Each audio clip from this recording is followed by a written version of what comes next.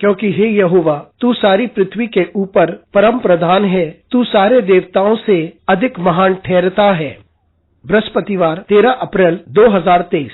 आज के मनन के लिए मैंने आप ही के लिए चुना है मार्कुस अध्याय 3 और उसका 21वां वाक्य।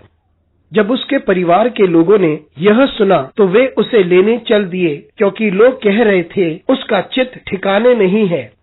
आपका दिन आशीषित हो। जब हमें किसी महान कार्य के लिए बुलाया जाता है और हम उसे करते हैं तो लोग कहते हैं कि हम अपना आपा खो चुके हैं। आइए इस वाक्य पर मनन करते हैं। आज की सुबह का विषय है वह अपना आपा खो चुका है।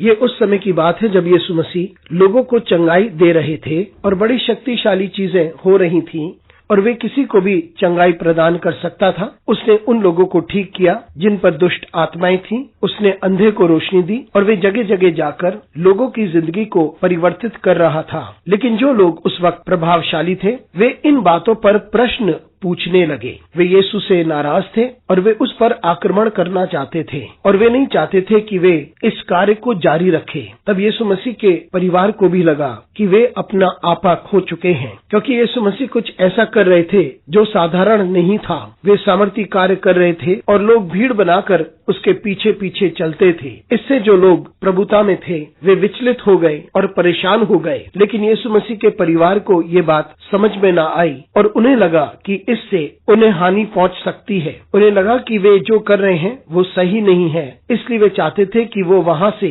उसे ले जाएं। मित्रों, जब आप साधारण से बढ़कर कुछ करना चाहते हैं तो आपके सामने विरोध की बातें खड़ी हो जाती हैं और आप ये भी जोखिम उठाते हैं कि लोग आपको पागल बुलाते हैं या कहते हैं कि आप अपना आपा खो चुके हैं। मित्रों, याद रखें, जब आप साधारण से बढ़कर कुछ करना चाहते हैं तो चुनौतियों का सामना आप अवश्य करेंगे। ये चुनौतियां बाहर से नहीं आती, लेकिन ये चुनौती अपने अंदर से ही आती है, अपने करीबी लोगों से ही आती है और ऐसी परिस्थितियों से बाहर निकलना कठिन है। लेकिन यीशु मसीह दृढ़ था, क्योंकि वह परमेश्वर की इच्छा को पूरी करने आया था, जबकि उसके चारों ओर खतरा था। मित्रों, हम यीशु मसीह के चेले हैं। हमारी बुलाहट यह है कि हम साधारण से बढ़कर कुछ करें। तो आइए हम पवित्र आत्मा की सामर्थ्य में बढ़कर कुछ करें, ऐसे कार्य जिससे परमेश्वर को महिमा मिले। जबकि हमारे पास चुनौतियां हैं और हमें दबाव में लिया जाता है, तो आइए हम कुछ ऐसा करें जो लोगों के लिए अर्थपूर्ण हो और परमेश्वर को महिमा मिले। अनुग्रहकारी परमेश्वर स्वर्गीय पिता, तुझे धन्यवाद देते हैं, तेरी स्तुति करते हैं, तेरा आदर करते हैं। हमारी सहायता कर परमेश्वर कि हम वही कार्य करें जिसे तू चाहता है कि हम करें।